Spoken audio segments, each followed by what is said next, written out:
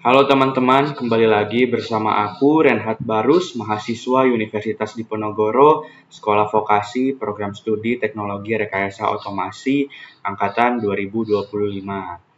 Nah, teman-teman, kita sebelumnya sudah mempelajari bahasa pemrograman Python.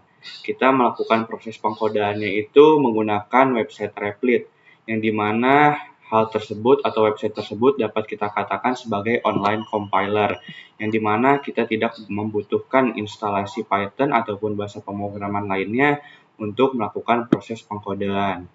Mulai saat ini kita akan mencobanya menginstal Python dan juga beberapa kode editor lainnya di perangkat kita masing-masing agar kita dapat melakukan pengkodaan lebih kompleks lagi. Jadi kita tidak akan menggunakan website yang berbasis online compiler, melainkan kita akan menggunakan kode editor. Untuk menggunakan kode editor, tentunya kita harus menginstalnya. Kita harus menginstal kode editor tersebut ataupun juga bahasa pemrograman yang kita inginkan. Oleh karena itu, pada video kali ini saya akan membagikan dan juga belajar bersama-sama bagaimana cara melakukan proses instalasi bahasa pemrograman Python dan juga beberapa kode editor seperti PyCharm, Visual Studio Code, Cursor, dan juga yang lainnya. Tanpa berlama-lama, langsung saja kita masuk ke videonya. Oke teman-teman, seperti yang sudah saya katakan sebelumnya, di sini kita akan melakukan setup dan juga konfigurasi, terutama dalam untuk proses pengkodean bahasa pemrograman Python, yaitu kita akan menginstal bahasa pemrogramannya itu sendiri, kita juga akan mengecek versinya, kemudian kita juga akan menginstal beberapa kode editor, dan juga kita akan mempelajari bersama mengenai library dan juga materi yang lainnya. Nah, untuk isi video pada kali ini, seperti yang sudah dikatakan, kita akan mencoba untuk menginstal Python dan juga mencek versinya. Kita juga akan menginstal dan juga mengkonfigurasi PyCharm itu sendiri. Dan sebagai materi tambahan, di sini saya akan menunjukkan bagaimana proses instalasi kode editor yang berbasis AI. Contohnya ada Visual Studio Code yang akan kita kombinasikan dengan Copilot dari GitHub, kemudian Cursor, dan juga WinShark. Untuk materinya di sini kita akan belajar bersama-sama mengenai bagaimana cara menjalankan program lokal, membaca dan menulis file teks sederhana menggunakan fungsi open dan juga write, serta terdapat tips manajemen proyek lokal ataupun struktur foldernya. Kita juga akan menggunakan beberapa library seperti library time, module, OS, dan kita juga akan mencoba untuk menginstal library pihak ketiga menggunakan pip, dan kita akan mengimportnya menggunakan fungsi import. Dan yang terakhir, saya akan bereksperimen juga yang dimana akan membandingkan output dari ketiga AI Code Editor dengan prompt yang sama. Nah, pertama untuk instalasi Python dan cek versi, di sini sudah saya sertakan tahapan-tahapannya. Dapat dikatakan mudah untuk proses penginstalasiannya. Di sini teman-teman dapat mengikuti saja berdasarkan petunjuk ataupun prosedur untuk menginstal Python-nya. Begitu juga untuk instalasi dan juga konfigurasi untuk PyCharm. Di sini juga sudah saya sertakan bagaimana cara untuk menginstal serta mengkonfigurasinya. Nah, untuk bagian kode editor di sini saya tidak sertakan, melainkan nanti saya langsung demokan saja bagaimana cara menginstal Visual Studio Code, Cursor, dan juga WinShark dan yang lainnya. Nah, selanjutnya di sini saya akan menyinggung sedikit materi mengenai library eksternal dan juga pip. Nah, jadi library eksternal itu mungkin teman-teman sudah tidak asing karena pada pembelajaran sebelumnya kita sudah menerapkan apa itu library eksternal, yang dimana di sini kita menggunakan library ataupun modul eksternal. Untuk project sebelumnya kita menggunakan library ataupun modul time, yang dimana kita menggunakan salah satu fungsinya yaitu fungsi sleep. Jadi kita memanggil baris kode time.sleep, kemudian terdapat parameter akan berapa detik, yang dimana fungsinya itu adalah untuk menjeda output dari terminal yang ada. Oke, nah di sini dikatakan bahwa library eksternal adalah kumpulan kode yang siap pakai yang dibuat oleh orang lain untuk mempermudah kita. Jadi ibaratkan kita itu mengimport kode yang sudah dibuat oleh orang lain untuk digunakan di proyekan ataupun file program Python kita. Nah, contohnya di sini tuh terdapat beberapa library, yaitu library NumPy, Pandas, Matplotlib, dan juga Google Trends. Yang dimana NumPy itu seperti namanya, yaitu number Python yang dimana digunakan untuk perhitungan matematika. Library Pandas untuk menganalisis data, Matplotlib itu untuk membuat grafik, dan yang terakhir contohnya yaitu adalah Google Trends yang dimana itu library-nya itu berfungsi untuk menerjemahkan teks otomatis. Nah, pada video selanjutnya setelah ini kita juga akan membuat project seperti Google Translate berbasis command line ataupun diakses melalui terminal. Nah, dibanding kita membuat fungsinya dari nol, kita itu bisa menggunakan library yang ada. Nah, namun jika kita menginstal Python, tidak semua library itu sudah terinstall ataupun dapat kita akses. Oleh karena itu, kita harus menggunakan atau menginstalnya menggunakan fungsi pip. Oke. Nah, pip itu merupakan singkatan dari package installer Python, yang dimana di sini itu digunakan untuk menginstal modul, package ataupun library eksternal. Di sini kita dapat menginstal, mengelola, dan juga menghapus library eksternal menggunakan pip itu sendiri atau package installer Python. Baik, tanpa berlama-lama langsung saja kita melakukan demonstrasi dimulai dari penginstalasian, masuk ke materi, dan yang terakhir nanti akan mencoba melakukan eksperimen membandingkan 3 output dari kode editor AI yang berbeda menggunakan prompt yang sama. Mari langsung saja kita lanjut. Baik teman-teman, di sini saya sudah membuka web browser baru yang dimana sudah terbuka beberapa tab di sini. Di sini saya sudah membuka tab Python, website Python untuk menginstal bahasa pemrograman Python, dan juga PyCharm, Visual Studio Code, Cursor, dan yang terakhir ada WinRAR. Tanpa berlama-lama, langsung saja kita yang pertama akan menginstal Python. Nah, sebelum itu, di sini saya akan mengecek apakah perangkat saya ini sudah terinstall Python atau belum. Nah, teman-teman dapat mengecek apakah teman-teman itu sudah menginstal Python atau belum menggunakan cmd ataupun command prompt. Teman-teman dapat mengetikkan baris perintah Python --version. Langsung di-enter saja. Nah, di sini terdapat output dan dikatakan Python was not found. Run without argument to install from the Microsoft Store, bla bla bla. Dapat dilihat bahwa dalam perangkat saya ini Python-nya belum ada ataupun belum terinstall. Oleh karena itu, langsung saja kita install bersama-sama. Teman-teman dapat mengunjungi website resminya yaitu python.org, lalu kemudian ke bagian downloads, dan jika teman-teman scroll ke bawah itu dapat terdapat beberapa versi yang ada berdasarkan release date. Yang dimana di sini itu terakhir ataupun paling atas dikatakan release date terakhirnya itu 14 Oktober 2025 pada versi 3.13.9. Teman-teman juga dapat menggunakan versi sebelum-sebelumnya dikarenakan sepengetahuan saya itu terdapat beberapa library eksternal yang tidak dapat digunakan pada versi tertentu. Misalkan di sini kita itu menggunakan versi terbaru, kita itu ingin membuka ataupun membuat program menggunakan library eksternal A. Nah, ternyata library eksternal A itu belum mendukung untuk versi terbaru ini. Otomatis teman-teman harus menggunakan versi sebelumnya. Namun di sini saya akan mendownloadnya versi terbaru. Teman-teman dapat download di sini di versi 3.14.0. Yang dimana di sini itu ada keterangan kalau versi Python 3.9 ke atas tidak bisa digunakan di Windows 7 ataupun yang sebelumnya yang lebih awal. Oh ya, disclaimer dulu, di sini saya menggunakan OS ataupun operating system Windows. Jadi teman-teman dapat menyesuaikan apakah teman-teman menggunakan Windows, Linux, ataupun macOS. Langsung saja kita download. Oke, di sini sudah terinstall ya teman-teman Python-nya. Untuk proses instalasi saya akan melakukannya kebelakangan. Di sini saya akan menginstal beberapa kode editor yang ada dulu, seperti contohnya PyCharm, Visual Studio Code, Cursor, dan juga WinRAR. Langsung saja di sini kita download untuk PyCharm. Teman-teman dapat mengunjungi URL berikut dan langsung saja klik download di sini. Oke, di sini terdapat drop-down. Apakah teman-teman itu menggunakan Windows ataupun versi Windows ARM 64. Di sini saya akan menggunakan yang Windows biasa saja. Jika teman-teman menggunakan OS Linux ataupun macOS dapat menyesuaikan. Oke, di sini sudah ada pop-up, thank you for downloading PyCharm, dan di sini terdapat progress bar proses instalasi PyCharm itu sendiri. Sekalian menunggu, di sini saya akan menginstal yang lain untuk Visual Studio Code, Cursor, dan juga WinSharp.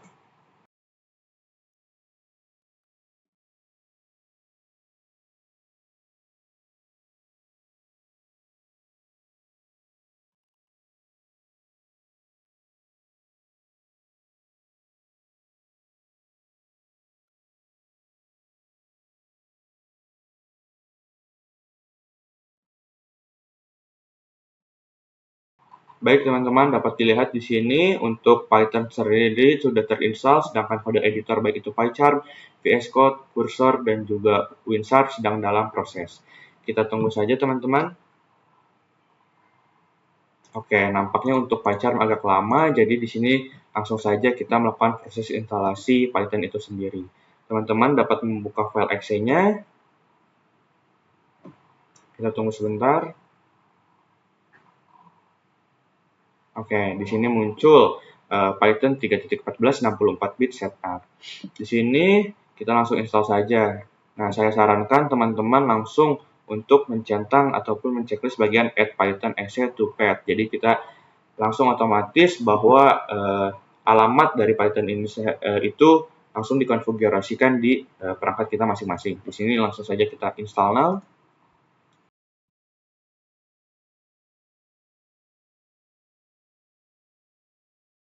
Ya, sepertinya untuk PyCharm kita tadi sudah terinstall ya teman-teman. Ya, semuanya sudah terinstall, kita tunggu saja untuk bagian Python.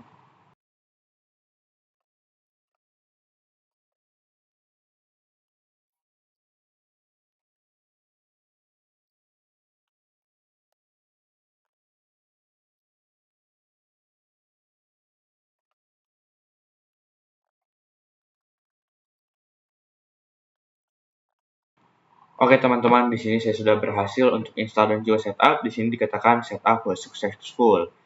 Langsung saja kita close. Nah, untuk ceknya di sini teman-teman dapat mencari di sini Python, ketikkan saja Python yang dia berjenis app. Di sini teman-teman bisa langsung buka saja. Di sini terdapat pop-up problem with shortcut. The item Python X, do you want to delete this shortcut? Kita klik yes saja. Kemudian kita buka kembali saja. Oke teman-teman, jika teman-teman membuka Python 3.14 ataupun versi yang teman-teman install, munculnya dia seperti berbasis terminal ataupun command prompt seperti ini. Nah, teman-teman bisa melakukan proses pengkodean Python di sini, tapi kan agak pusing ya kalau di sini ya. Di sini saya sebagai testing akan mencetak hello world saja di sini, teman-teman.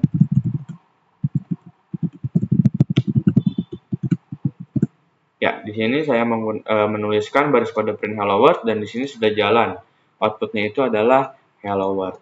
Nah, untuk mengecek apakah inisi itu sudah benar-benar terinstall atau belum, teman-teman dapat melakukan seperti cara yang awal tadi kita lakukan bersama, yaitu menggunakan command prompt. Di sini teman-teman langsung searching saja cmd ataupun command prompt, lalu teman-teman buka dan ketikkan kembali perintah python dash version. Oke, di sini sudah terlihat bahwa muncul versi Python yang sudah kita install, yaitu Python 3.14.0. Oke teman-teman, jika tadi kita sudah berhasil untuk install dan juga setup Python, di sini selanjutnya saya akan menunjukkan bagaimana proses setup dan juga konfigurasi dari PyCharm itu sendiri. Di sini langsung kita buka saja PyCharm yang sudah kita download. Oke, agak lama sedikit ya teman-teman loading.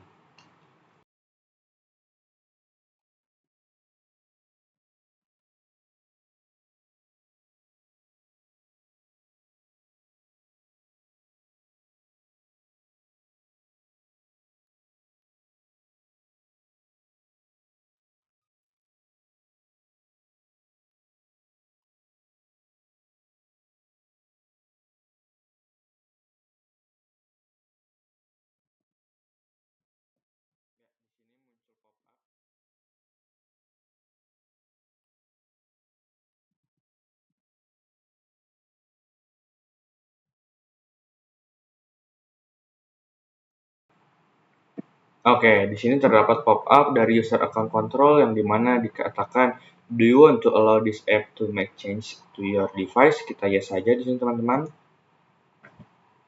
Oke, di sini sudah terbuka untuk bagian PyCharm setup. Sebenarnya untuk proses penginstalasian dan juga setup serta konfigurasi dapat dikatakan mudah dikarenakan seperti untuk menginstal aplikasi pada umumnya saja. Di sini kita next saja. Kemudian di sini kita disuruh menentukan destination folder ataupun path-nya. Di sini saya akan menaruhnya di bagian C, program file, JetBrains, PyCharm, versi sekian. Kita next saja. Di sini saya akan membuat shortcut-nya. Saya juga akan menambahkan bin folder ke path. Dan di sini saya langsung next saja. Next ataupun install. Di sini proses instalasinya. Langsung saja kita tunggu teman-teman.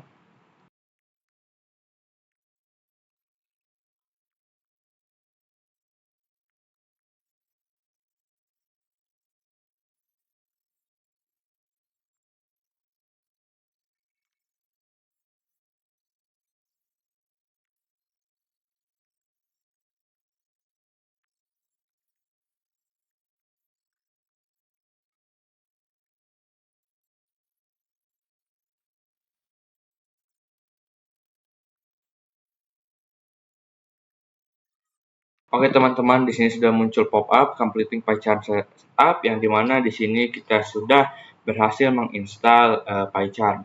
Di sini langsung saja run, yang dimana kita akan melakukan proses konfigurasi di dalamnya.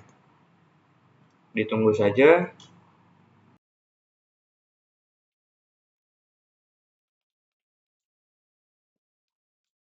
Di sini terdapat pop-up lagi, do you want to allow public and private networks? Kita allow saja. Oke, di sini untuk PyCharm-nya sendiri sudah terbuka teman-teman. Di sini saya akan melakukan konfigurasi beberapa saja. Teman-teman dapat melakukan konfigurasi di bagian customize di sidebar kiri di sini. Ya, teman-teman di sini dapat melihat bahwa kita dapat menggunakan beberapa tema yang ada, baik itu dark ataupun gelap, light ataupun terang. Di sini saya akan menggunakan dark saja. Teman-teman dapat mengkonfigurasi yang lainnya, misalkan menggunakan tema lain bisa get more theme di sini. Oke. Di sini terdapat plugin, teman-teman bisa menginstalnya sesuai keinginan teman-teman. Selanjutnya di sini kita bisa melihat ada language and region, di sini bawaan default saja. Untuk ukuran fontnya 13, oke. Sepertinya saya akan mengikuti settingan di sini saja. Untuk bagian setting yang lainnya, teman-teman dapat melakukan konfigurasi sendiri. Di sini ada plugins, appearance and behavior, dan juga lain-lainnya. Nah, mungkin di sini saya akan merubah untuk bagian apa ya? Untuk custom font deh. Untuk bawaannya kan menggunakan Inter. Mungkin di sini saya akan menggunakan font lain, semisal itu JetBrains Mono. Oke, di sini langsung klik OK saja. Dan juga apply. Oke.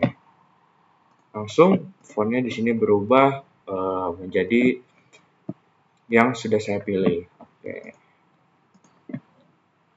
Baik, itu untuk bagian instalasi dan konfigurasi PyCharm. Teman-teman dapat melakukan konfigurasi berdasarkan keinginan teman-teman. Oke teman-teman, di sini kita sudah berhasil melakukan dua tahapan, yaitu untuk melakukan proses instalasi Python dan juga install serta konfigurasi PyCharm. Selanjutnya kita akan melakukan proses instalasi untuk VS Code, Cursor, dan juga WinRAR. Saya akan melakukannya untuk bagian Visual Studio Code dulu. Langsung saja kita buka file exe-nya yang sudah kita download tadi.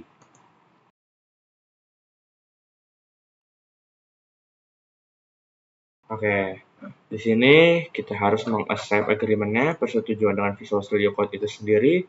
Kemudian kita dapat next. Di sini destination location-nya saya akan menggunakan default aja di bagian local DC. Kita next. Kita next. Saya akan membuat desktop icon. Di sini path-nya sudah tercentang, jadi otomatis sudah otomatis ditambahkan. Kita next. Dan terakhir kita install. Oke, di sini dia masih preparing to install, masih tahap persiapan untuk instalasi. Kita tunggu saja teman-teman.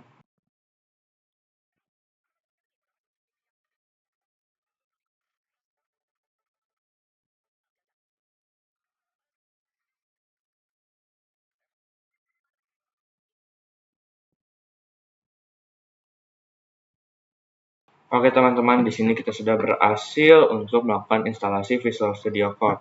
Di sini saya langsung coba run aja aplikasinya ataupun softwarenya.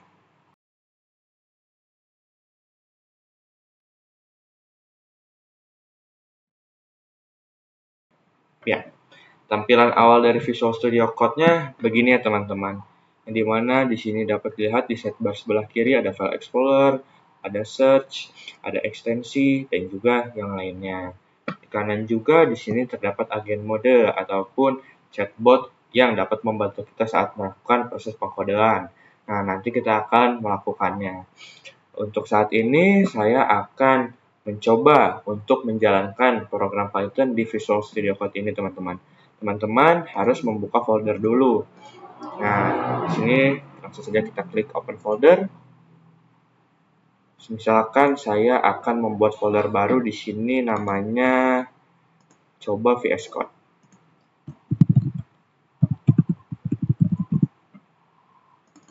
Ya, kita select foldernya.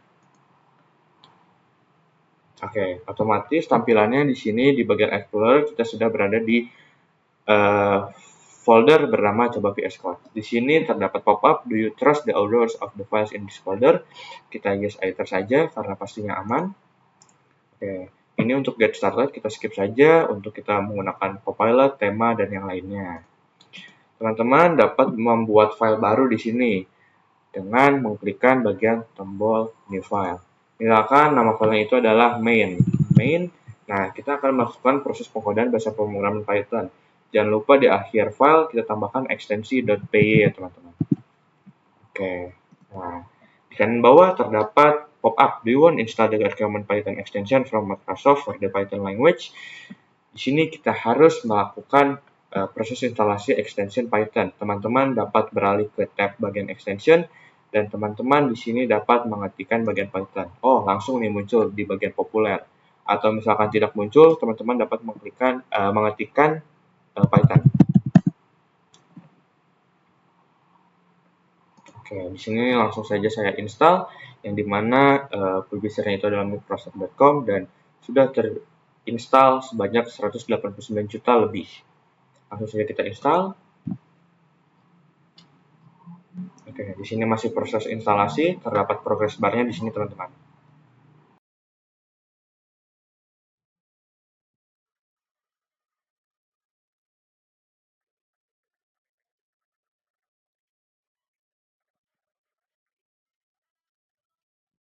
Oke teman-teman, di sini terdapat pop-up Get Started with Python Development yang dimana di sini kita sudah berhasil menginstal ekstensi Python-nya. Oke, di sini sudah berhasil terinstall. Kita kembali ke bagian Explorer dan ke bagian main.py. Di sini saya akan mengetikkan baris kode print hello world saja. Oke. Nah, di sini teman-teman dapat mengerannya dengan cara mengklikkan tombol run Python file yang berada di sini. Otomatis terminal terbuka dan outputnya muncul ya teman-teman. Di sini hello world. Oke teman-teman, selanjutnya di sini masih ada dua tahapan yang harus kita selesaikan, yaitu instalasi dan juga setup untuk kursor dan juga WinRAR. Langsung saja di sini pertama-tama akan melakukan instalasi dan setup pada kursor. Kita buka saja file exe-nya yang sudah kita download. Oke, di sini kita ya saja. Kita accept agreement, kita next, next, next. Nah, di sini saya akan membuat desktop icon, kita next dan kita akan menginstalnya.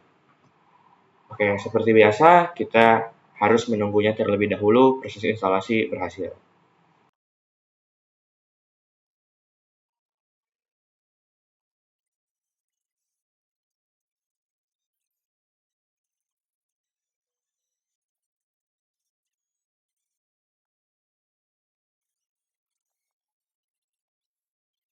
Oke, baik teman-teman, di sini kita sudah berhasil menginstal kursor, langsung saja kita melakukan setup. Di sini kita centang saja bagian launch kursornya.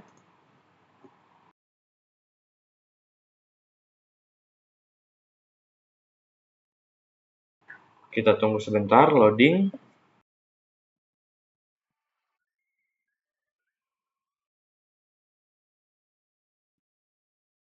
Oke teman-teman, di sini kita sudah berhasil membuka kode editor AI yaitu untuk kursor. Di sini terdapat dua button yaitu untuk sign up dan juga login.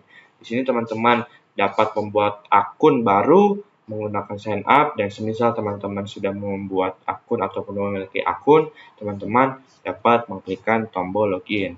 Jika teman-teman tidak ingin login ataupun sign up, teman-teman dapat mengklikkan bagian skip and continue. Untuk mempersingkat waktu, di sini saya akan skip saja. Oke, di sini terdapat apakah kita akan mengimport settingan dari VS Code atau tidak. Di sini saya akan skip saja. Oke, di sini saya akan menggunakan tema defaultnya saja, yaitu cursor dark saja. Continue. Di sini continue saja. Continue. Oke, di sini kita sudah berhasil membuat dan juga menginstalasi untuk kursor. Dapat dilihat di sidebar sebelah kanan terdapat chatbot untuk membantu kita dalam proses pengkodean. Di sini saya akan mencoba untuk mengerun file Python kita tadi. Kita open project. Tadi itu saya menyimpannya di folder coding, di folder bernama test VS Code kalau tidak salah tadi ya. Oh, coba VS Code maksudnya. Oke, untuk tampilannya tidak terlalu jauh beda dengan VS Code. Di sini untuk bagian Explore, Search, Extension, dan lain-lain terdapat di bagian atas, sedangkan di Visual Studio Code tadi di bagian sebelah sidebar sebelah kiri. Oke, file Python yang telah kita buat itu tadi adalah seperti ini saja. Kita dapat melakukan run-nya dengan cara ke terminal. Langsung saja kita ketikkan python main.py. Oke, di sini Python was not found dikarenakan di bagian kursor kita belum menginstal ekstensi Python. Langsung saja kita kembali ke bagian extension. Di sini kita cari Python. Sebenarnya teman-teman bisa nge-import extension yang di VS Code tadi sih. Kan tadi kita sudah menginstal Python di Visual Studio Code di bagian extensionnya. Di sini teman-teman langsung dapat mengimportnya. Atau enggak teman-teman di sini terdapat pop-up do you want to install the recommended, kita install saja di sini. Oke, terus publisher and install, langsung saja kita install.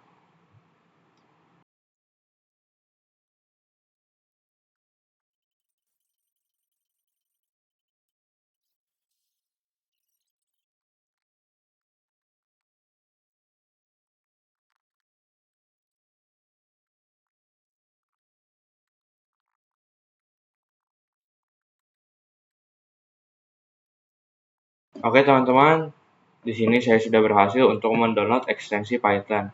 Di sini langsung saja kita coba run dengan cara mengetikkan python main.py. Oke, sudah berhasil teman-teman. Di sini kita sudah berhasil untuk mengetes apakah Python dalam kursor sudah terdapat atau belum. Di sini sudah berhasil, yang dimana outputnya muncul yaitu print hello world. Kita coba sekali lagi. Ya, sudah berhasil teman-teman, sudah muncul outputnya. Oke teman-teman, kita sudah berhasil untuk install Python, PyCharm, VS Code, Cursor, dan yang terakhir kita akan mencoba untuk menginstal bagian AI Code Editor dari WinSharp itu sendiri. Langsung saja di sini kita buka file exe-nya.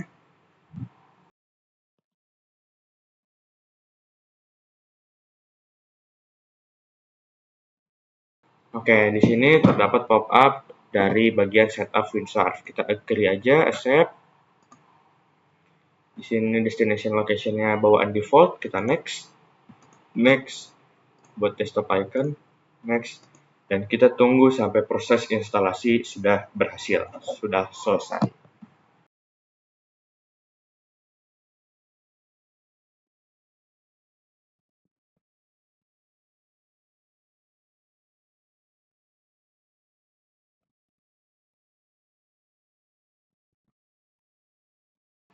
Oke, di sini kita sudah berhasil untuk install Windsurf. Kita langsung launch saja. Kita akan melakukan konfigurasi dan juga setup dari Windsurf itu sendiri.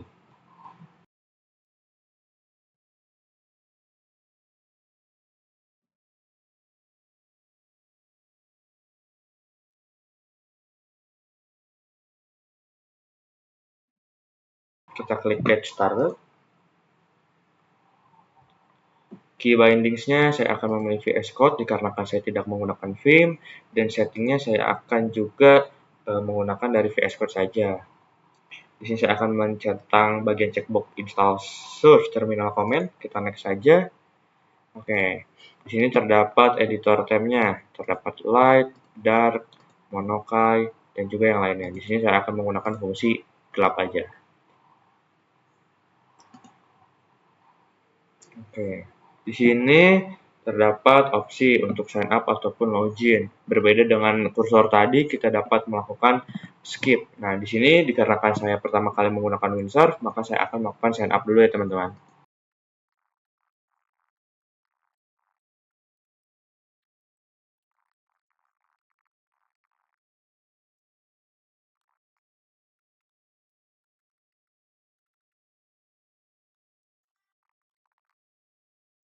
Oke teman-teman, di sini saya sudah berhasil membuat akun ataupun sign up. Langsung saja di sini kita akan open Windsurf-nya.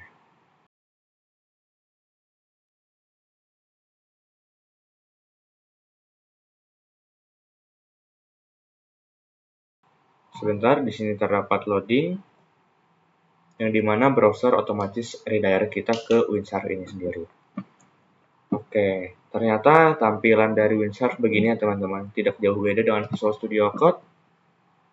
Oke, di sini terdapat di bagian kanan itu chatbot agent untuk melakukan pengkodean dengan menggunakan AI. Langsung saja seperti sebelumnya, baik itu di kursor atau Visual Studio Code, kita akan mencoba menjalankan file Python.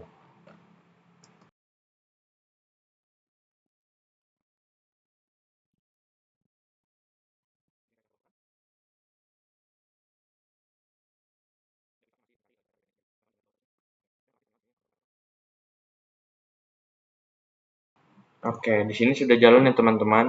Mengapa di sini langsung jalan dan mengapa kita tidak perlu menginstal ekstensi Python di Windsurf? Dikarenakan pada setup Windsurf sebelumnya saya melakukan import extension dari Visual Studio Code, yang dimana Visual Studio Code saya sebelumnya kan sudah terinstall Python, otomatis di Windsurf diimport, dan di Windsurf di sini sudah terinstall untuk ekstensi Python. Oke, di sini dapat dilihat Python sudah terinstall, di sini sudah install. Baik, di sini dapat dikatakan kita sudah berhasil untuk melakukan proses instalasi dan juga setup. Baik itu untuk instalasi Python, PyCharm, Visual Studio Code, Cursor, dan yang terakhir untuk Windsurf. Untuk karena itu, langsung saja kita masuk ke materi yang akan kita mempelajari. Nah, di akhir sebelum penutupan video, saya akan melakukan perbandingan output ataupun yang dihasilkan dari ketiga kode editor ini, baik itu Visual Studio Code menggunakan GitHub Copilot, Cursor, dan juga Windsurf itu sendiri. Oke teman-teman, di sini langsung saja kita masuk ke materinya, yang dimana di sini saya akan membahas dan juga kita akan belajar bersama mengenai fungsi open dan read, dan juga mengenai library yang ada dalam Python. Pertama-tama di sini saya akan menjelaskan mengenai bagaimana metode membaca dan menulis file teks sederhana yang ada di Python. Jadi untuk membaca dan menulis file teks sederhana, misalkan file eksternal berekstensi .txt, kita dapat menggunakan fungsi open dan juga write. Nah, yang pertama itu fungsi open, yang dimana fungsi open itu digunakan untuk membuka, sesuai namanya yaitu open, membuka file eksternal yang ada. Nah, fungsi ini itu mengembalikan objek file yang kemudian akan digunakan untuk operasi baca ataupun tulis. Nah, sintaks dasarnya itu adalah seperti berikut. File objeknya, nama variabelnya file objek, sama dengan open, yang di dalamnya itu terdapat dua parameter, yaitu operator nama file dan juga mode. Yang dimana operator nama file itu adalah nama file ataupun path ataupun jalur dari file itu sendiri. Misalkan di sini itu nama file eksternalnya adalah data.txt. ataupun misalnya yang lain test.txt. Nah, untuk parameter yang kedua adalah parameter mode, yang dimana parameter mode itu terdiri dari beberapa mode. Di sini saya sudah membuat tabelnya, yang dimana terdapat 4 mode, yaitu mode W, A, W+, dan juga A+, yang dimana metode W itu adalah metode write, yang fungsinya itu adalah untuk menulis. Nah, jika filenya itu ada, isinya itu akan ditimpa, ibaratkannya begitu teman-teman. Misalkan di file bernama data.txt itu ada 4 baris string. Nah, kemudian kita menggunakan metode write ini, otomatis isinya akan dihapus ataupun akan ditimpa.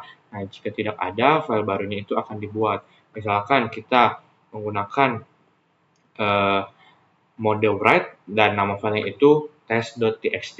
Kita belum membuat file test.txt, namun kita sudah mengerun file Python yang di dalamnya terdapat mode W, otomatis file txt barusan akan dibuat otomatis oleh sistem. Nah, mode selanjutnya itu adalah mode A ataupun append, yang dimana itu digunakan untuk menambahkan, yang dimana data barunya itu akan ditulis di akhir file.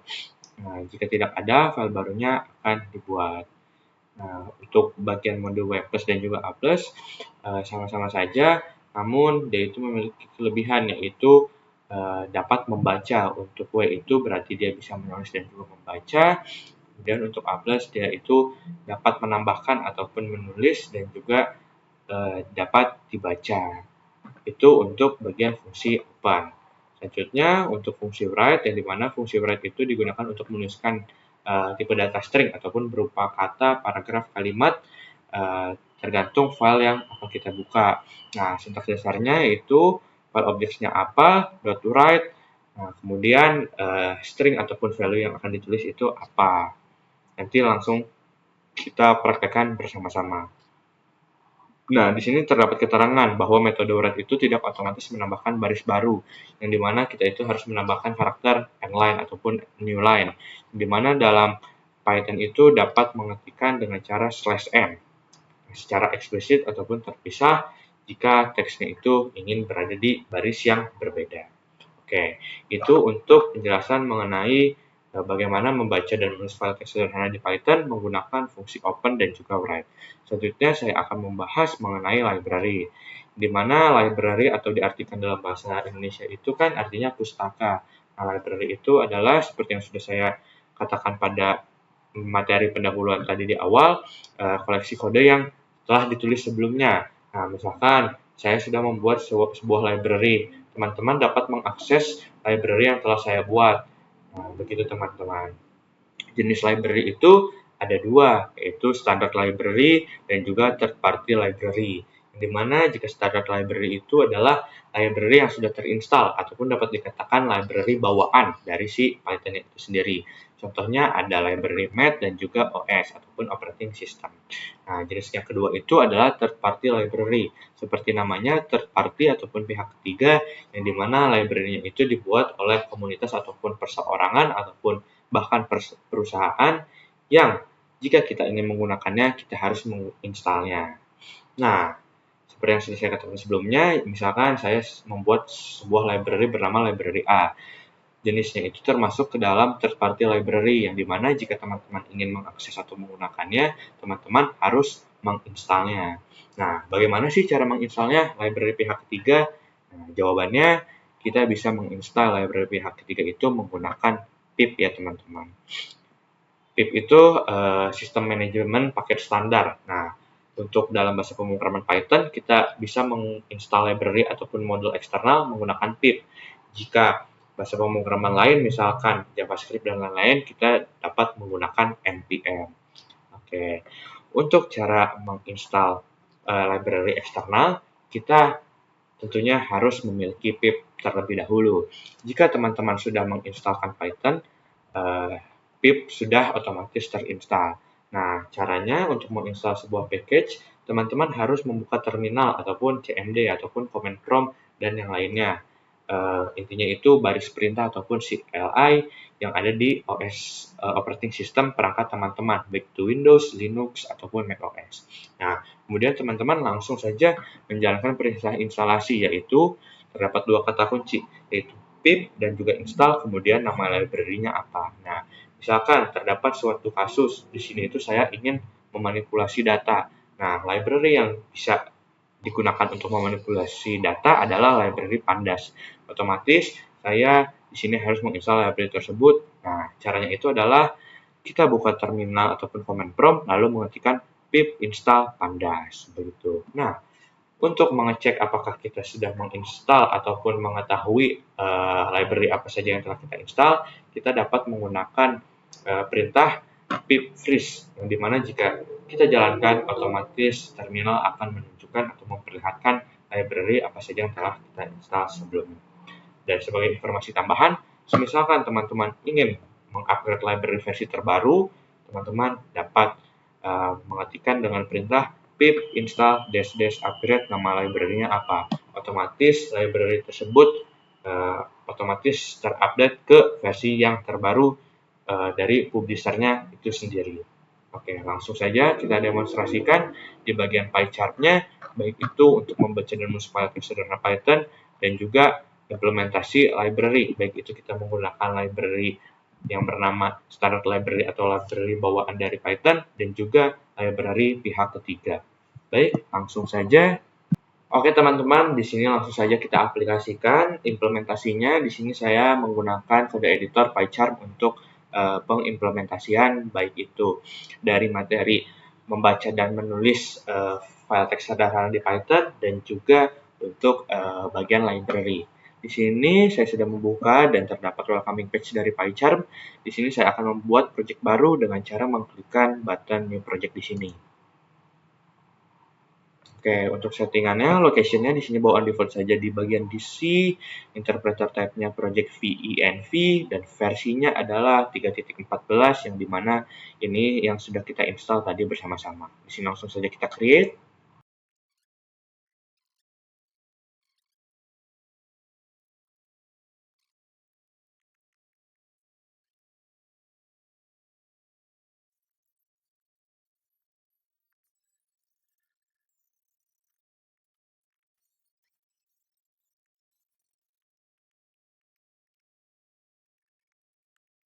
Oke teman-teman, di sini sudah berada di bagian projects-nya. Nah, jika di PyCharm kita memulai sebuah project, otomatis langsung dibuatkan beberapa folder ataupun directory, yang dimana ini adalah bagian folder utama kita yang bernama Python Project 1.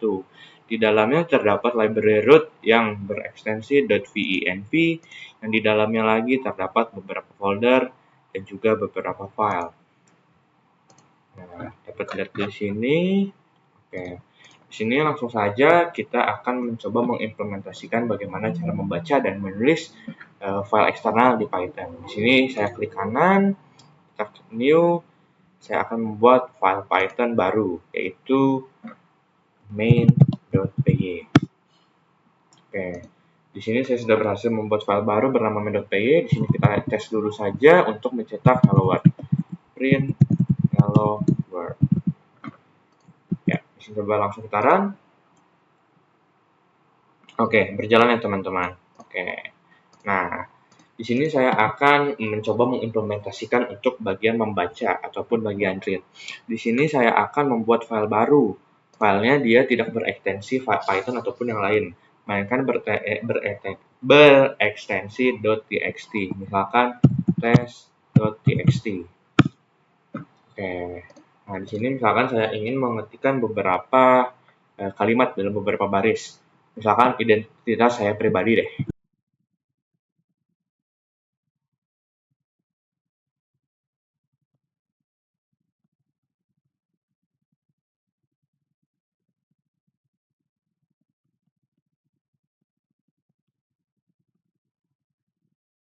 Nah, oke, misalkan file txt saya terdiri dari 5 baris, yaitu nama saya, NIM, universitas, sekolah, dan juga program studinya. Oke, di sini bagaimana sih kita bisa mengakses file eksternal yang bernama test.txt ini yang kemudian kita akan menjalankannya di bagian terminal dan kita akan melihat output dari file test.txt berikut. Nah, di sini kita dapat menggunakan fungsi open tadi. Langsung saja kita ketikkan.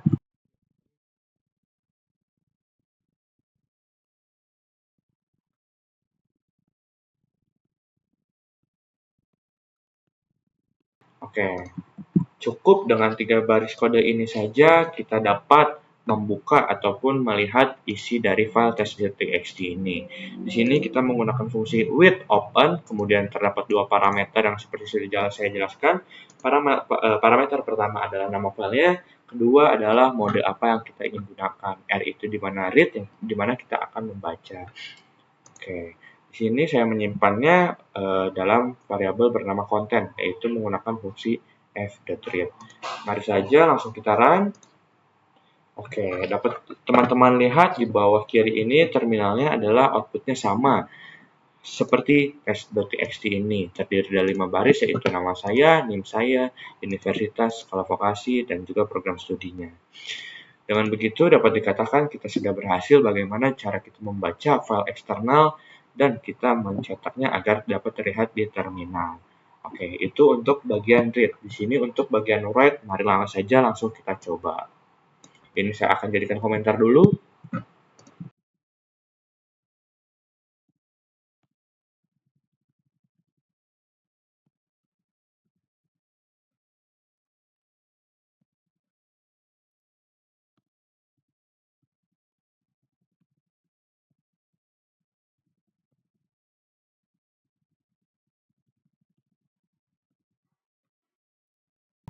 Oke, di sini untuk bagian read-nya saya sudah jadikan komentar, otomatis dia tidak akan dieksekusi oleh program.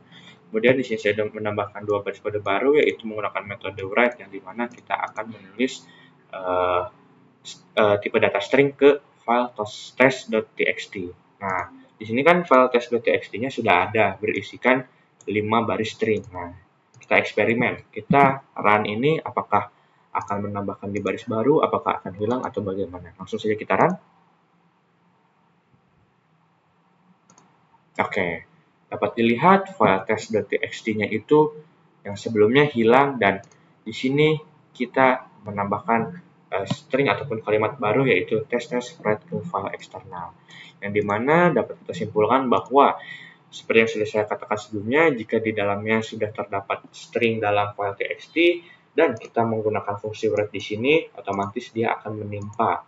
Seandainya file test.txt ini kita hapus, ya kita hapus,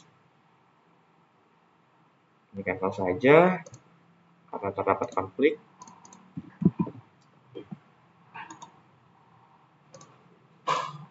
Oh, sepertinya harus direfaktor. Jadi di sini saya akalinnya, di sini saya akan mengganti test.txt ini menjadi tes 2 saja, teman-teman.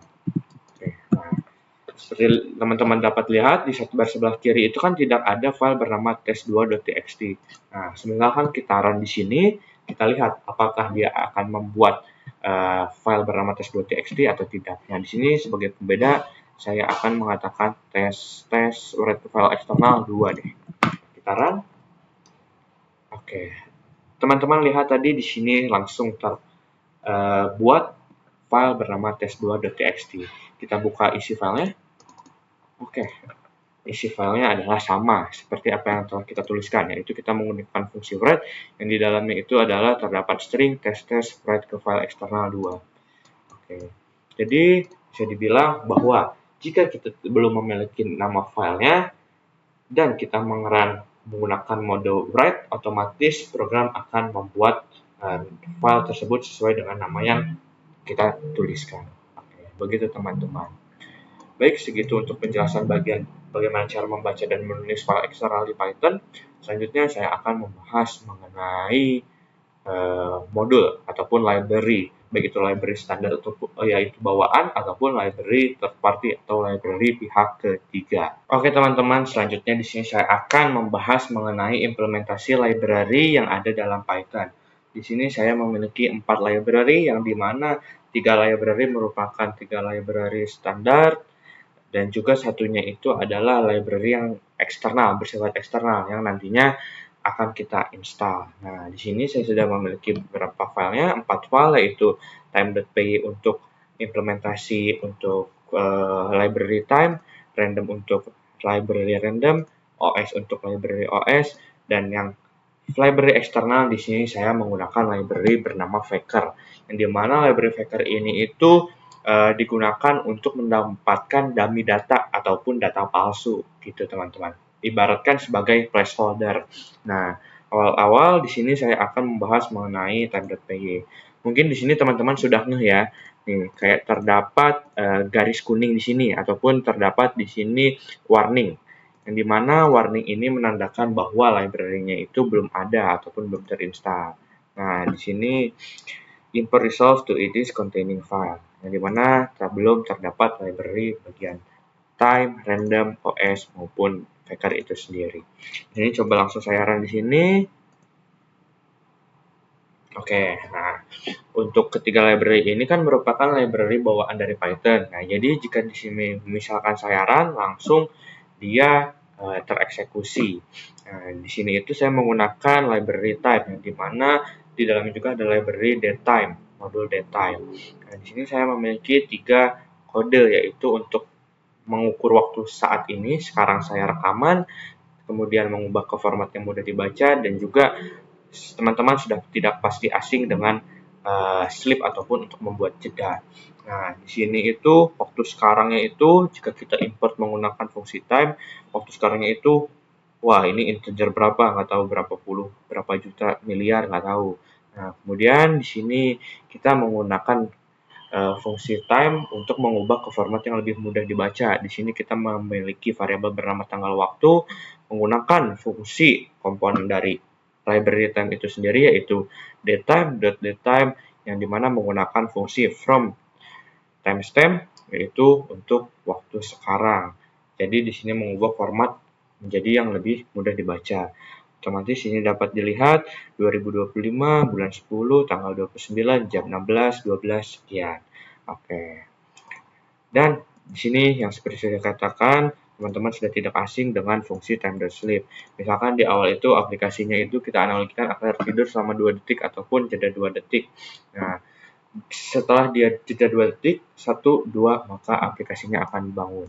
Nah, untuk pada bagian kode editor seperti PyCharm, Visual Studio Code, dan lain-lainnya memang tidak terlihat jedanya. Namun, teman-teman dapat mengingat kembali pada sebelumnya kita menggunakan Rapid, terlihat bahwa baris yang ke-13 ini akan dieksekusi pertama, kemudian jeda 2 detik, dan kemudian baris yang ke-16 ini. Semisal di sini saya membuat bagian ini itu menjadi komen, ini juga menjadi komen. Di sini langsung saja kita run. Teman-teman dapat memperhatikan bagian terminal. Kita run ya. Oke, aplikasi akan tidur selama 2 detik, akan ada jeda selama 2 detik, kemudian aplikasi bangun. Begitu untuk implementasi library dari time. Oke teman-teman, jika sebelumnya kita sudah mengimplementasikan library time, di sini saya akan mengimplementasikan library lainnya, yaitu library random, OS, dan juga library eksternal yang bernama Flavor. Nah, sebelumnya saya tadi sudah mengubah nama file, yang sebelumnya nama filenya itu adalah os.py, random.py, flavor.py, saya ubah dengan tambahan underscore test.py. Mengapa saya merubah filenya? Dikarenakan saya baru mengingat bahwa jika saya menamakan file tersebut adalah random.py, os.py, maka hal tersebut akan terjadi konflik ataupun bertabrakan, yang dimana seperti yang pada materi awal-awalnya kita tidak boleh menambahkan atau menggunakan nama file menggunakan kata kunci penting ataupun library dari Python. Contohnya tadi os.py itu mungkin di dalam Python-nya terdapat file dengan nama tersebut juga untuk mengatur operating system ataupun yang lainnya. Oleh karena itu, di sini saya sudah menambahkan dengan underscore test agar tidak terjadi konflik. Oke, langsung saja saya demonstrasikan untuk bagian library random. Di sini di dalam library random itu sesuai namanya kita dapat memanggil library ini untuk mengacak sesuatu. Yang misalkan di sini itu saya yang pertama akan mendapatkan sebuah angka acak dari bilangan bulat ataupun integer dari range 1 sampai dengan 10. Terus di sini saya memiliki list bernama daftar warna, yang dimana warna pilihan ini akan dipilih menggunakan library random, menggunakan random.choice. Dan yang ketiga adalah contoh implementasinya adalah menggunakan random.shuffle atau mengacak urutan. Oke, di sini saya akan mendemonstrasikan untuk bagian mendapatkan angka integer 1 sampai 10 dulu. Oleh karena itu di sini saya akan menjadikannya menjadi komentar dulu. Oke, langsung saja di sini saya save dan langsung kita run di sini teman-teman. Oke, angka bulat acak 1 sampai 10 adalah 4. Pada saat percobaan pertama angka yang dihasilkan adalah 4. Di sini saya coba run lagi, hasilnya adalah 9. Run lagi 7, 6, 5, 6, 5 dan seterusnya. Jadi di sini kita menggunakan fungsi RANDINT ataupun random integer yang dimana ini itu akan menghasilkan angka acak berdasarkan parameternya yaitu 1 sampai dengan 10. Oke, selanjutnya untuk bagian kedua di sini kita akan menggunakan fungsi random.choice yang dimana isi elemen dari daftar warna ini akan dipilih oleh library random ini sendiri. Langsung kita run. Oke, memilih warna secara acak, warna hijau. Pada percobaan pertama, dia memilih warna hijau.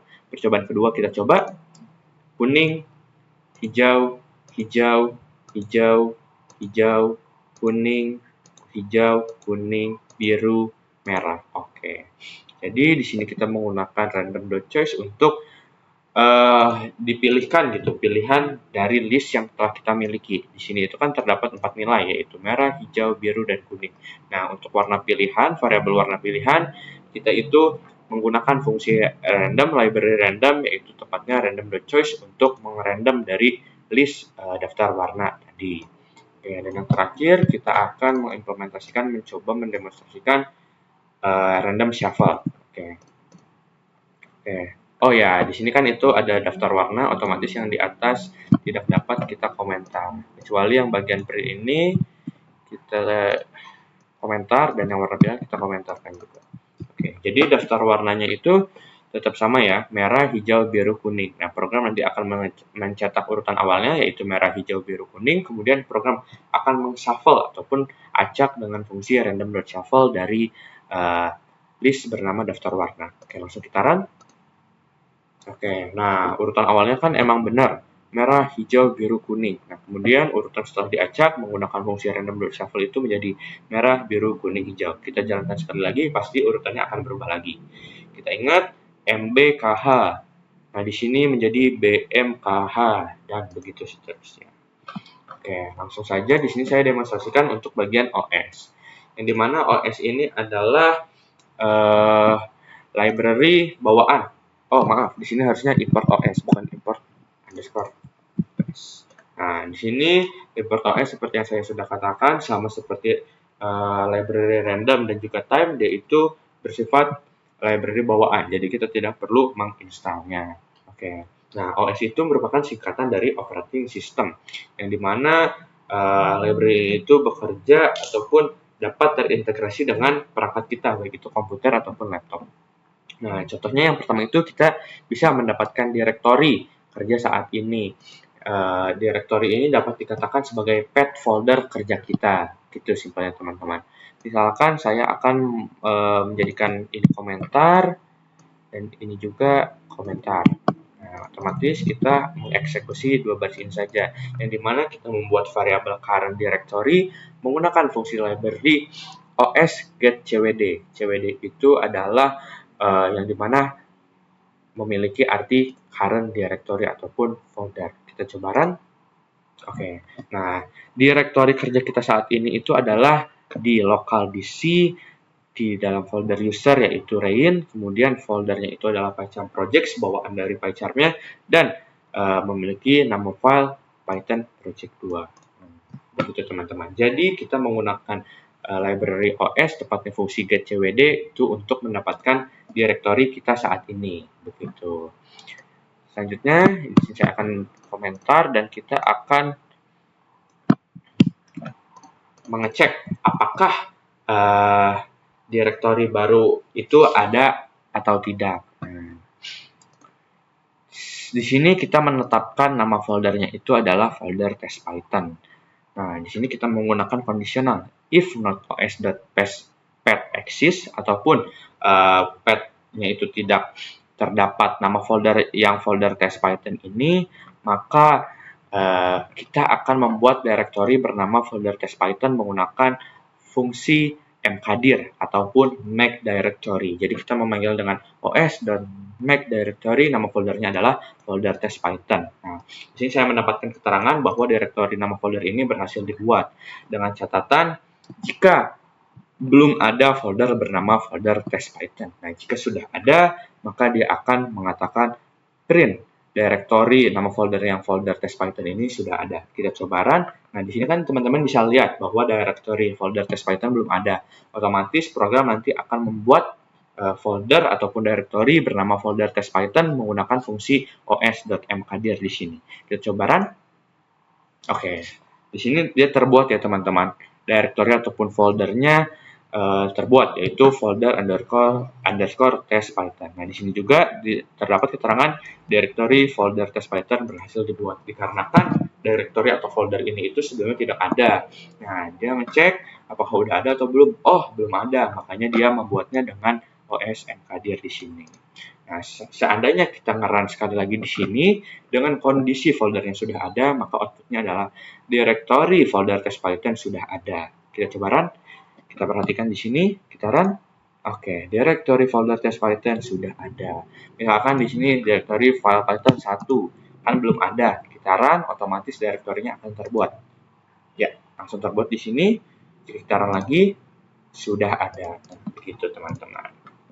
Oke, dan yang terakhir, kita dapat berkomunikasi menggunakan library OS dengan environment ataupun lingkungan dari perangkat kita. Begitu. Oke. Maaf. Oke, nah, di sini simple, hanya terdiri dari dua baris kode saja, yaitu variable user yang dimana dia itu menggunakan fungsi get_env ataupun get_environment yang memiliki parameter username, ataupun alternatifnya kita langsung bisa begini, os.env user ataupun os.env home. Kita langsung run saja. Oke, nah dikarenakan pada laptop saya ini adalah di login-kan dengan environment bernama user Rain, otomatis pengguna saat ini adalah Rain. Nah, jika seandainya kondisi di mana di laptop saya ini terdiri dari dua user, dan misalkan user yang kedua itu bernama Barus, otomatis saat kita menjalankan user os.getEnv pada saat kita meloginkan bagian user Barus, maka outputnya adalah pengguna saat ini adalah Barus. Oke, begitu untuk implementasi bagian library dari OS ataupun operating system. Oke teman-teman, untuk yang terakhir di sini saya akan mencoba untuk mendemonstrasikan mengenai implementasi library eksternal. Nah, di sini saya menggunakan library bernama Faker, yang dimana library ini itu menyediakan dummy data ataupun data palsu. Nah, misalkan teman-teman harus memiliki beberapa data, tapi teman-teman bingung harus menyajikan data apa, teman-teman bisa mengenerate-nya menggunakan library Faker ini, baik itu nama lengkap, alamat jalan, email palsu, ataupun telepon dan yang lainnya. Nah, di sini terdapat garis merah di bawah from Faker, import Faker, yang dimana menandakan bahwa referensinya ini ataupun library-nya belum terinstall. Oleh karena itu, nah kita itu bisa menginstalnya menggunakan pip seperti yang sudah saya jelaskan sebelumnya. Nah, di sini kita itu dapat menginstalnya dengan cara mengetikkan manual di bagian terminal. Teman-teman bisa mengklikkan terminal di sini ataupun menggunakan shortcut Alt F12. Di sini saya buka dulu terminalnya dan saya clear barusan. Nah, di sini saya akan mengecek dulu library apa saja yang sudah saya install menggunakan pip ya. Oke, dengan menggunakan kata kunci pip freeze. Oke, ternyata tidak ada output apa-apa yang menandakan saya belum menginstal library apapun yang bersifat eksternal. Langsung saja di sini saya menginstal library Faker ya teman-teman. Pip install, kemudian nama library-nya yaitu Faker.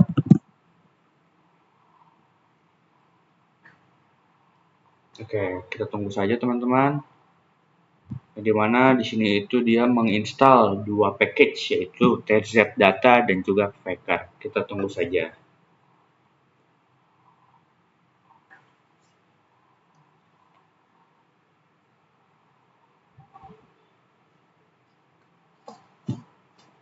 Oke, di sini sudah berhasil. Kita langsung bisa mengeceknya apakah sudah terinstall menggunakan kata kunci pipfreeze tadi.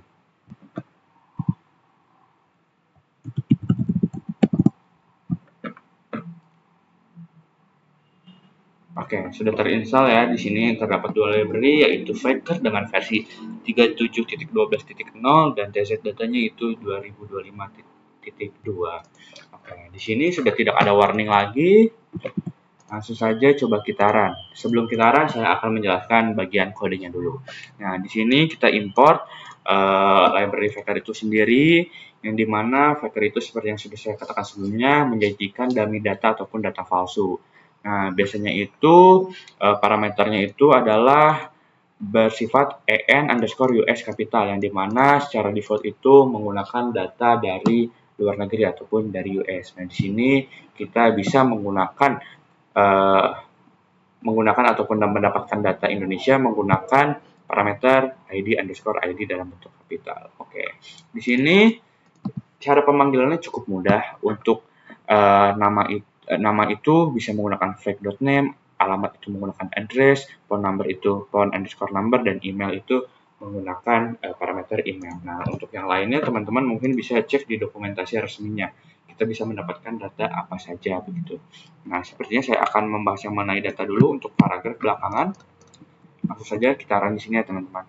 Berarti jika kita run, kita akan mendapatkan nama lengkap palsu, alamat jalan, dan juga nomor telepon palsu serta email. Oke, di sini saya berhasil mengerunnya. Di sini data palsu yang dihasilkan ada nama lengkap, yaitu bernama Gara Usada, alamatnya di sini, Denpasar, nomor teleponnya sekian, emailnya apa. Nah, di sini kita run lagi akan menghasilkan atau mengenerate data yang berbeda-beda lagi.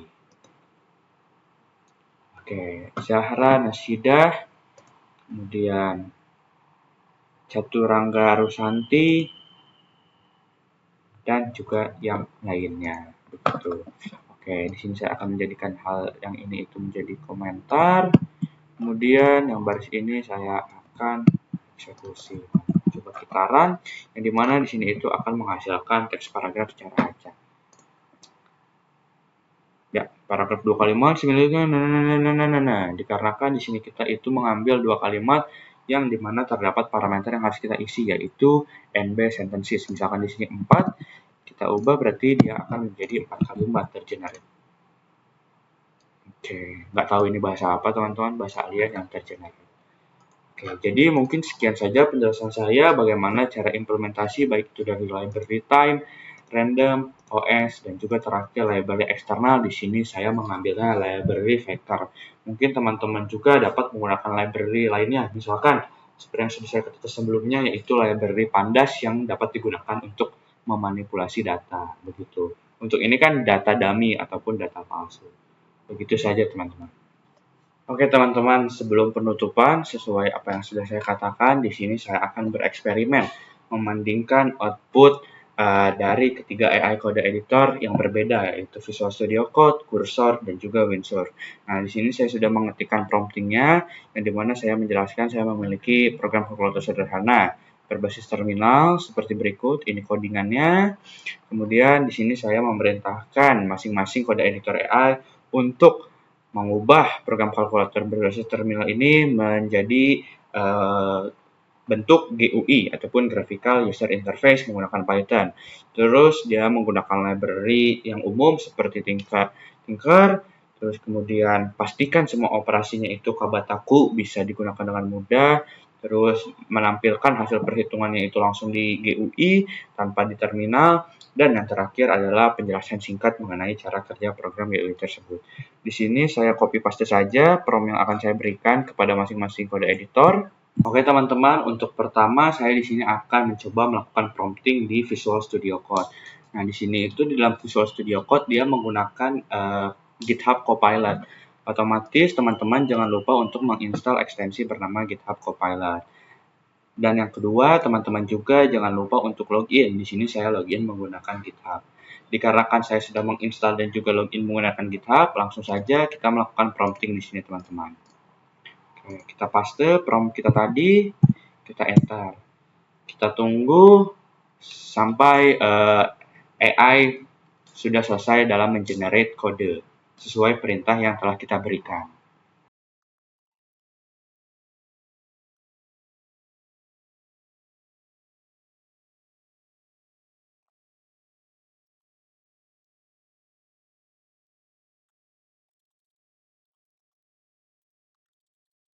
Oke, baik. Di sini sudah tergenerate oleh GitHub Copilot-nya. Di sini kita keep saja kode yang dihasilkan.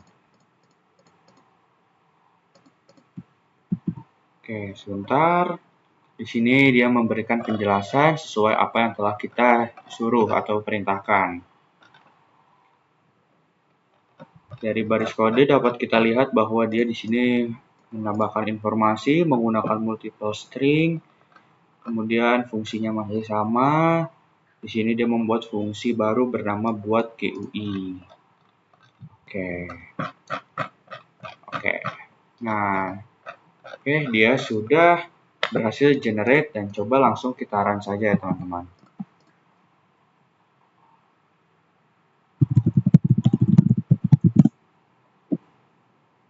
Oke, saat saya run pertama kali, muncul pertama itu layar dari GUI-nya dan juga terdapat pop-up bernama holder sederhana. Selamat datang, masukkan 2 angka lalu pilih operasi. Kita klik OK. Bisa kita drag? Oke, bisa. Misalkan angka pertama itu 10, angka keduanya 20. Hasilnya adalah kita akan menggunakan operasi tambah. Hasilnya 30. Misalkan kita ubah jadi 100, dikurang 20, 80. Oke. Sepertinya untuk fungsionalitas ataupun dari segi perhitungan tidak akan salah dikarenakan sesuai dia menggunakan membuat fungsi bernama penjumlahan, pengurangan, perkalian, dan juga pembagian. Oke, cukup terlihat simpel jika hasil dari generate menggunakan GitHub Copilot. Oke, selanjutnya saya akan menggunakan kursor. Sebentar, kita pindah ke kursor dulu. Di sini saya langsung paste saja di bagian di sini chatnya. Oh ya, pastikan juga teman-teman harus sudah login ya teman-teman. Karena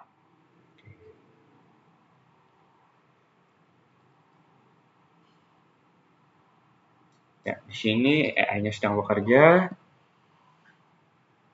Oke, dia membuat planning dulu atau perencanaannya dulu.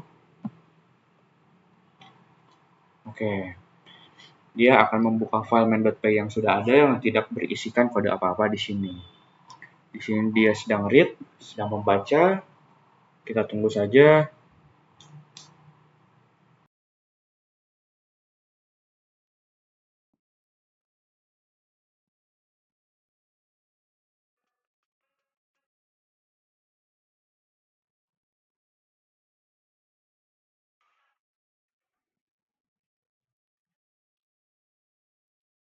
Oke, di sini sudah terlihat teman-teman, kodenya sudah tergenerate. Oke, dia menggunakan sebanyak 131 baris kode. Kita keep all aja, dan langsung kita coba run teman-teman.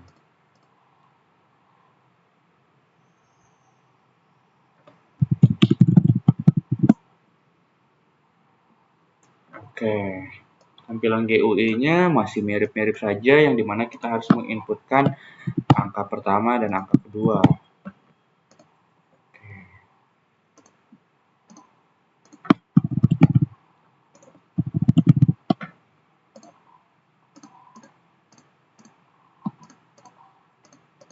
Baik, oke. Selanjutnya yang terakhir kita akan mencoba untuk menggunakan kode editor AI dari Windsurf. Langsung saja di sini kita paste prompt kita tadi.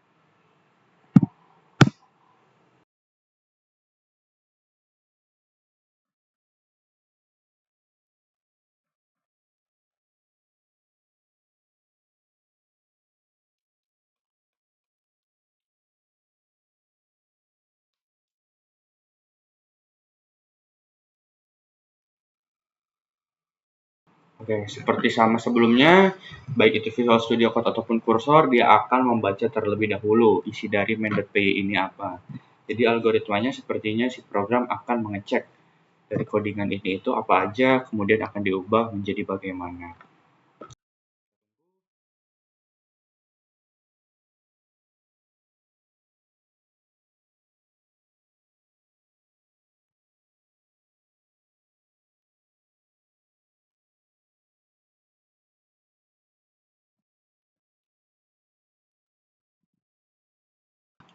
Oke teman-teman, di sini programnya sudah jadi dan dia menggunakan 126 baris kode. Kita tunggu sampai chatnya ini berhenti. Oke, dia sudah berhenti, langsung kita coba jalankan.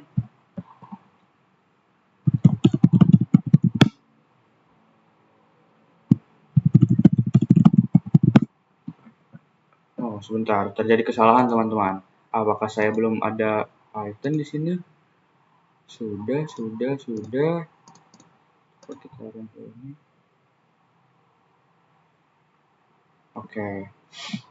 Nah, tampilan GUI-nya masih mirip-mirip, yang dimana kita ditugaskan untuk menginputkan 2 angka. Kemudian kita dapat mengklikkan bagian operasi yang akan kita pilih. Untuk hasilnya dia berupa tipe data float ya di sini teman-teman. Oke. Saya coba analisis. Yang pertama itu untuk dari Windsurf dia menggunakan 126 baris kode. Sedangkan kursor dia menggunakan 131 dan untuk Visual Studio Code menggunakan 120. Kita coba run dan kita bandingkan dari UI-nya. Ini adalah untuk yang VS Code, kemudian untuk yang kursor ini, dan yang terakhir untuk yang Windsurf adalah ini. Ini adalah untuk yang Python, ini adalah untuk yang kursor, dan yang ini adalah untuk yang Windsurf. Dapat dilihat untuk UI-nya dan cara kinerjanya, cara kerjanya masih sama-sama aja. Yang dimana kita menginputkan 2 angka, kemudian kita memilih operasi dengan cara mengklikkan button yang ada. Nah, mungkin teman-teman berekspektasi kalkulatornya itu berbentuk seperti aplikasi kalkulator pada umumnya seperti ini ya. Nah, saya juga berekspektasinya seperti ini, namun sepertinya prompting yang saya berikan itu kurang jelas dan program menangkapnya membuat GUI-nya seperti pada bagian sini. Dan ketiganya sama-sama menggunakan library Tinker. Begitu dia perbandingannya, ini untuk Visual Studio Code, ini untuk kursor, dan yang terakhir untuk Windsurf. Baik teman-teman, sekian saja penjelasan dari saya. Dimulai dari tadi kita sudah belajar dan juga memahami bagaimana instalasi, setup, konfigurasi, baik itu dari Python, PyCharm, Visual Studio Code, Cursor, dan juga Windsurf.